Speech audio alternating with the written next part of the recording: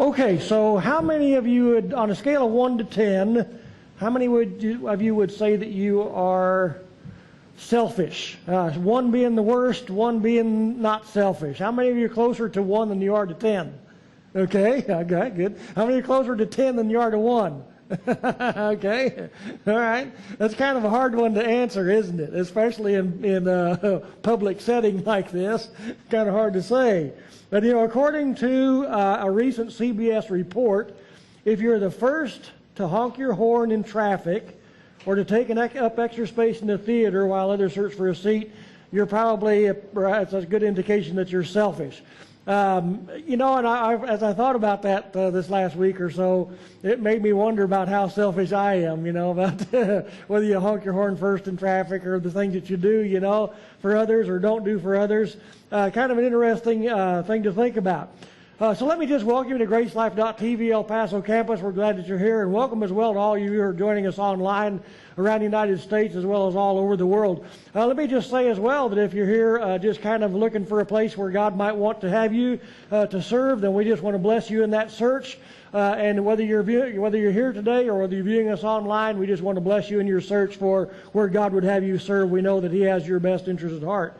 Also, let me just say as well that we really couldn't exist without your faithful support, and we really appreciate those of you who support this ministry on a monthly basis. So if you've found, you know, value in this ministry, then we just encourage you to just see what the Lord would have you do in that respect as well. This is week number 3 of our new series called Parenting Ain't for Sissies. We're in week number 3, as I said, and in this series we're looking at what the writer of Proverbs said in Proverbs 22 and verse 6. He said, "Train up a child in the way he should go, and even when he is old, he will not depart from it." Now, the problem with that is that most people think they already understand and already know what that verse means. As a matter of fact, most religions and most people generally just believe, those that people ever heard this verse or thought of this verse or read this verse, believe that what it's talking about is as long as you train your child up, you know, to be a good Christian, you know, to follow the 10 Commandments, to go to church all the time, to pray, to read your Bible, to go all those different kind of things, then when he is old, he won't depart from it. Well, I think we all know that that's really not the case. As a matter of fact, I know lots and lots and lots of people in my lifetime that were raised in very strict religious denominational churches. And the people I grew up with, young people that I've taught when they were younger, all those different kind of things. And generally, the general case is, and it's a biblical concept that we've talked about before in the past, is that when you do that, when you try to raise your child in a very strict religious kind of setting, then usually by the time they get old enough to go wild, they will. You know, they're going to try it. They're going to try it all. If you say, well, no, you can't do that, well, that's exactly what they're going to want to do. If you want to look it up, 1 Corinthians 15:56 tells us that. It says, "For the power of sin is the law." Power of sin is the law. Power of sin, what it is that makes you want to sin, is the law. As soon as we find out that we're not supposed to do something, that's exactly what we want to do. So, this particular verse in Proverbs chapter 22 and verse 6 is actually talking about, and I've studied this out carefully and looked at the individual Greek words that are there and all those kind of things. It's actually talking about the fact that God has put each and every one of us together in a very unique way. In other words, each and every one of us is a very unique individual under God. In our community and the people we know, no two people are exactly alike. Every one of us is an individual with specific interests and talents and abilities and gifts and all those different kind of things that are different from every other person that has ever lived or ever will live. Okay? And that's really what this verse is talking about, and the fact that if we train up our child to be who God has created them to be, then when they are old, certainly they won't depart from that, because that's who they are. Okay? So in this series, what we've been talking about is those same kind of things, and kind of looking at some of the things that we can do as parents to help our children discover who they are. But even if you don't have kids, or you've never had kids, or you're a kid yourself, or whatever the case might be, doesn't make any difference, because there are people, there are young people in our lives. There are other adults in our lives that we influence by what we do and by what we say and the way we react toward them. And so even as adults, we need that encouragement to be who God has created us to be. Because not only is the world always trying to fit us into their mold, but then there's other people as well. Maybe the close friends that we have are trying to make us fit into their mold as well. So last time we ended by talking about the first and the best thing that you can do to help your child or whoever become who God has created them to be, and that's them to help them discover who they are. Number one on our list has been just simply help people discover who they are. We don't know who they are. God does. We don't. So it's kind of up to us to observe their lives and say to them, because I think that you'll know this is true. You've probably had this experience in your own life, that especially in a religious setting, but other secular settings as well, that somebody will say, well, I don't have any gifts. I don't have any talents. God hasn't given me anything. And you say, well, you're really wrong. What about this that I've seen you do? And you're really good at it, So we can see that in the lives of others. We may not be able to see that in ourselves, right? So we need to help others, especially our children, discover who God has created them to be, to help your child discover his or her identity. And today we're going to be talking about a second thing that we can do to help our children and other young people or even adults in our lives within our sphere of influence to become all that God has created them to be. And that is to celebrate and support the things in their life that they are able to do well. If you want that in a single sentence or a smaller sentence, celebrate your child's creativity. Or celebrate another person's, an individual's creativity. In my opinion, one of the most amazing things about God is his creativity. I mean, it's almost impossible to even talk about that, because we look around us every day and we see everything is different, right? Every individual in here is different. Everything in this building is different than anything else. So, I mean, talk about a creative process. And, I mean, we all know that God created the world in which we live and this entire universe which this world exists. But it's absolutely mind-boggling to think about the myriad of things that God has created. The scientific community, what's really interesting, I find interesting at least, is that the scientific community even is constantly amazed by the types and varieties of animal species that are found on this planet, all over this planet. For example, in recent years, scientists have discovered, as you probably already well know, some really strange creatures at the bottom of the ocean. Matter of fact, I heard just a day or two ago, I was watching a thing on the History Channel about the oceans. I don't remember exactly what it was anyway, and they said that really they estimate that only 5% of the oceans on this planet have actually been explored. My question is, why are we spending bazillions of dollars to go to the moon when we already know there ain't nothing there? When they've already, even the 5% that they've discovered on the bottom of our oceans has been extremely helpful in our community and in our world today. They're discovering new things all the time. So One of the most amazing things is that given the fact that there isn't any light at the bottom of the ocean, there isn't any at all. As a matter of fact, you don't have to go very far down, I guess 200 yards or so, and you run out of light. God created many of the animals, and I guess not just many, but most, if maybe not all, I don't really know, with what scientists call bioluminescence, or they're able to create their own light. How many of you ever seen a firefly or a lightning bug? I don't know what you call them, what you guys know them by. But when I was a kid, of course we don't have them here, but when I was a kid and we'd go visit family over in Kansas, they had lightning bugs over there, you know. Fireflies. We'd run around and catch a whole jar full of those suckers, you know. They were so much fun, you know. I tell you what, it was really cool. They were just, for me, you know, as a kid and not being used to them, then we go over there, that was the greatest fun in the world, was go catch lightning bugs or fireflies, you know. Man, that was fun. But these fireflies, or the animals that live at the bottom of the ocean, have this ability, or the ability to produce their own light.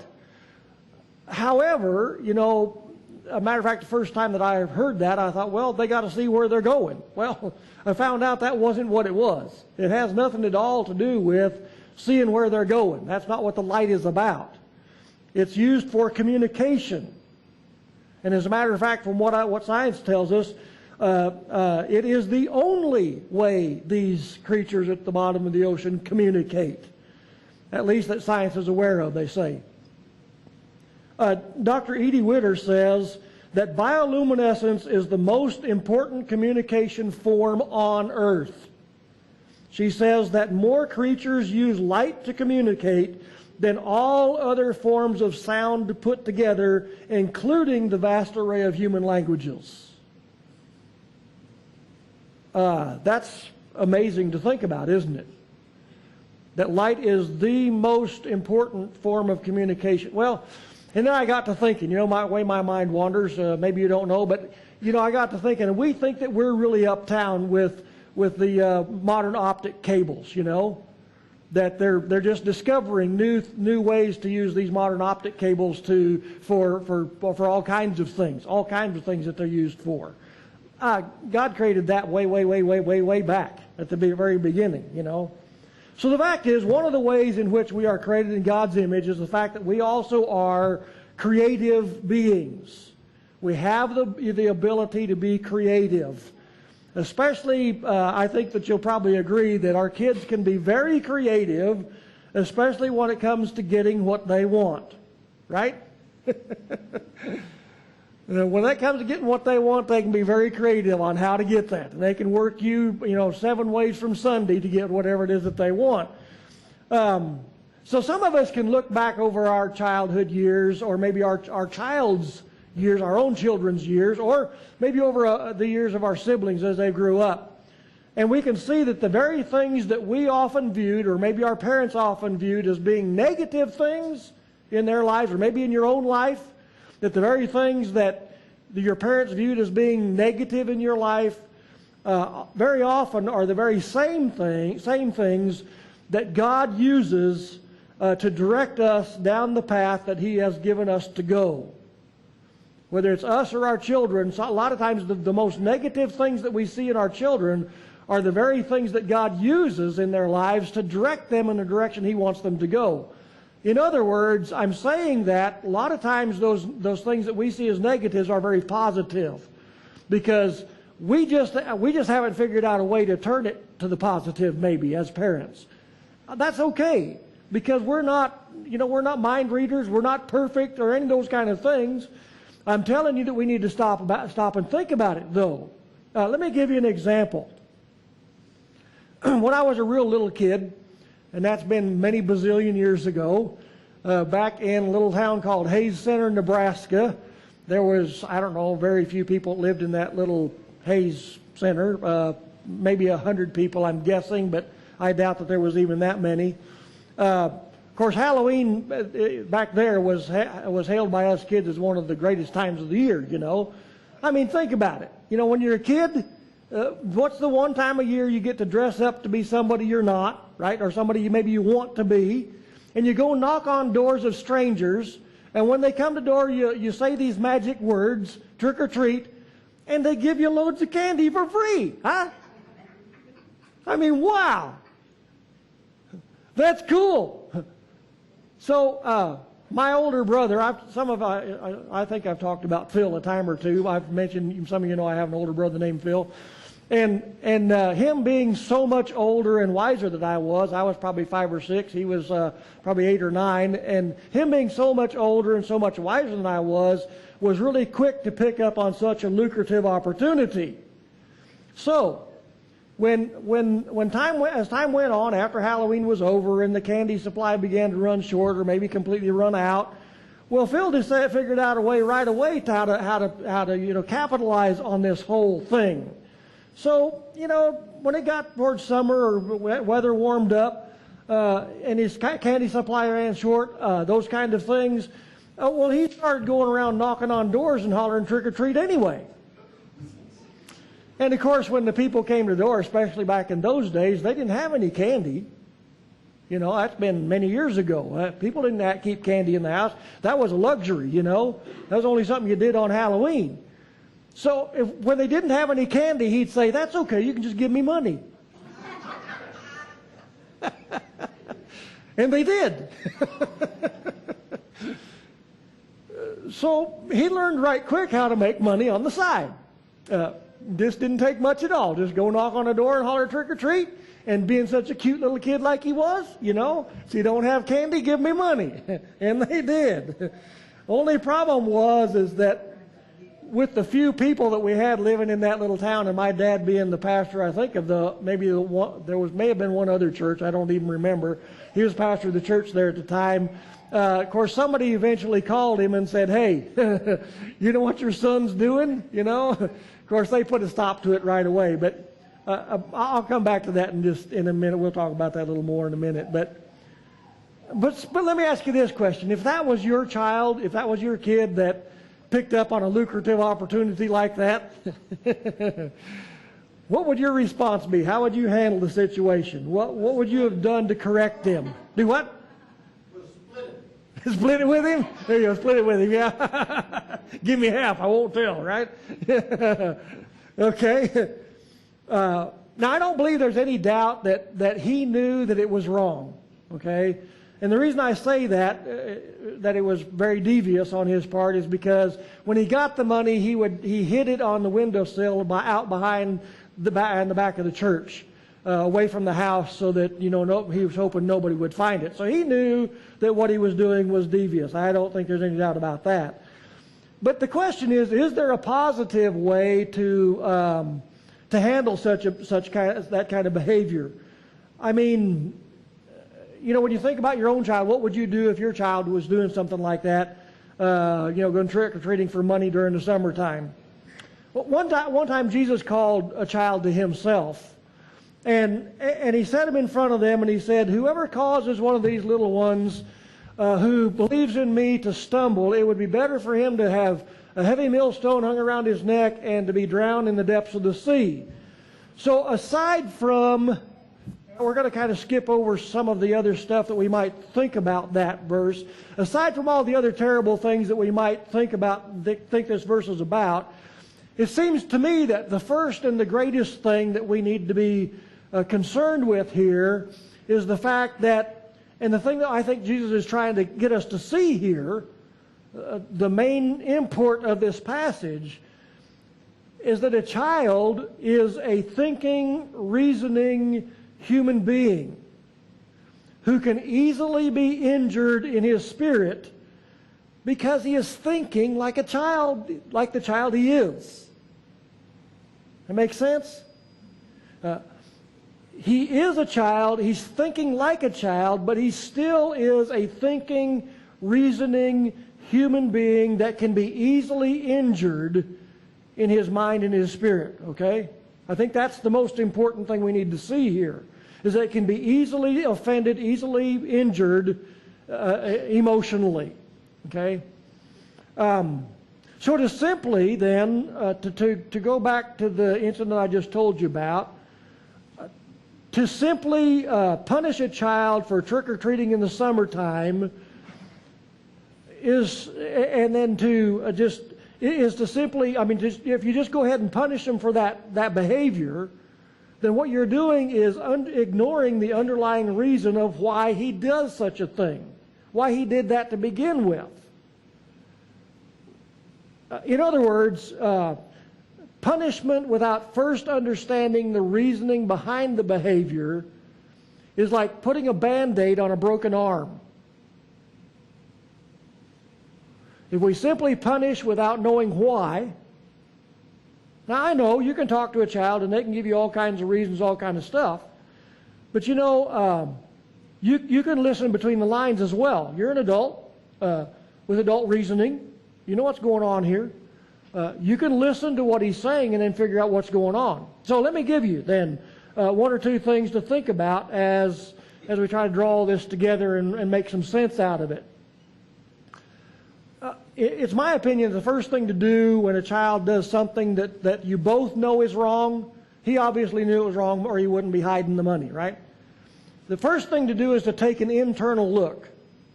Now, I'm not talking about taking an internal look in his life. I'm talking about taking an internal look in your life as the parent. Okay? Because I want you to look into your own heart. If your child does something that you know they shouldn't be doing and they know they shouldn't be doing it either, we need to take a look into our own heart and our own life. Maybe there is something in your life that needs to be addressed. Is it possible that he has learned his behavior from his parents in some way or another, right? As a matter of fact, most of what our child does is learned behavior. We've got some school teachers in here, and you all know that the kids come to school telling you about stuff that goes on at home that you really didn't want to know about, right? They're very honest about that stuff, a little too, and so there's stuff that goes on that you may not know about, and it comes from you. It may be coming from their parents, from us, not from the child. They're learning that from us. So we need to take an internal look inside of our own heart and our own life and see if there's something there that we need to address in our own self. Okay, second step is to find out why he did. That sounds really simple, to find out why he did what he did. First thing is look inside of your own heart and your own life and see if there's something there that needs to be addressed. Second thing is to find out from the child why he did what he did. Well, but I'm going to tell you, even as easy as that sounds, it may not be, because what that requires is that we talk to the child or talk with the child with dignity and respect. That's hard to do sometimes, isn't it? Especially if you're pissed off because the kid went trick-or-treating when he wasn't supposed to. He's basically stealing money from people, right? And the first thing comes across our minds is, I'm pissed off, he's going to get it. Okay. But we need to stop and take a look at that and say, wait a minute, first of all, is there something in my life need to be addressed? Maybe they got it from me somehow or another. Second thing is find out why, and that requires that we talk with them with dignity and respect. Listen not so much to his words, but listen to his or her heart, to seek out the underlying need that he's crying out for through his behavior, because most behavior is there, bad behavior is there because they're needing something. They're needing something from us, their parents especially, and maybe from other people. Third suggestion is to help your child find the joy in giving, especially in these kinds of things, these kinds of situations. The fact is, we're all born as selfish beings. It's a given, man. It's a given. First thing a child does is start crying. Why? Because he wants to be fed or wants his diaper changed. It's all about me, right? And as they get a little older, what's yours is mine, and what's mine is yours. Or what's mine is mine. What's mine is mine, and what's yours is mine. It's all mine. It doesn't belong to you. That's why we have to teach children to share, right? Because we're all selfish to begin with. I don't think we grow out of it particularly. We tend to kind of be that way most of our lives anyway. And that can be a good thing if we steer it in the right direction, right? So in Phil's case, my older brother's case, and he was just a little kid then, that's fine. I think a better option, this is my opinion, a better option might have been maybe to have him personally give that money. Once you find out, discover that there's money there that he's been taken from, have him give that money to somebody else who has a real need. You know, maybe a poor family in the church, maybe buy a toy for somebody who's in the hospital, whatever the case might be. Use that money for a constructive purpose, so that he learns that, you know, listen, giving isn't such a bad thing. It can be a very good thing. As a matter of fact, we find out is in our adult lives, I hope you find out sooner or later, that giving is a blessing. You know, that we feel good when we give. It's hard for us to give anyway, isn't it? It still is hard for us to give. And once we do, and we find out what good it did, it makes us feel better. Well, I'm going to do that more often. Well, do we? Well, maybe not. We want to. We tend to still be a little bit selfish anyway. Last thing, and maybe most important thing I want to say about this today, is that we need to constantly affirm our children. Give them affirmation. Accentuate the positive. And what I mean is that generally as parents, I'm talking about myself, generally as parents, when I raised my two kids, and they're full grown now and all that kind of stuff, is that I'm going to put myself in this and say that we as parents are usually more focused on the bad things they do than we are on the good things they do. We're more focused on punishing them for the bad stuff they do than praising them for the good stuff they do. I think that if we turn that the other way, if we praise them for the good things they do, and then as I talked about a moment ago, talk to them about the bad stuff they get into, rather than just simply punishment and, you know, pound them flat, tell them, you know, go out in the street and lay down and count mufflers for a while, or lay down in the driveway. I'll be out there to drive over you, back over you in a minute. You know, those kind of things. That's what we might feel like doing. But that's not necessarily the best thing. Accentuate the positive.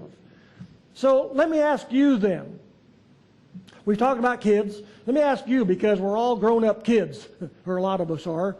We're probably still kids in some way or shape or form within our lives. Do you know what God has created you to be? Do you know who God has created you to be? Have you discovered the joy of being who you are? Because a lot of us haven't. A lot of us haven't discovered the joy of being who we are. We've simply become who our parents thought we should be. Or we've simply become who the community thinks we should be. Or we simply got into a job and it paid us well, so we stayed there. Or we may be really good at it. But it's not really all that much what we're really seriously interested in. I think we need to discover who we are and the things that we're really interested in. Take a hard look at our childhood and discover why we do the things we do, even as adults. Because a lot of times the things we do as adults have to do with how we were raised, what we thought about, what we did as children. So think about those things and then apply that to your own life. So as you take that journey then, remember not only who you are, but whose you are. Well, whose are you? Well, you're a child of the King, man, you know. You're a child, not only a child of the King, but you're a child of the warrior of all warriors. Exodus 15:3 says, the Lord is a warrior. The Lord is his name. And he is warring for you on your behalf like we should be for our children and for other people in our community. I'll tell you what, God's awesome. The Lord is a warrior, and you are awesome in his sight. God's awesome. Lord bless you all.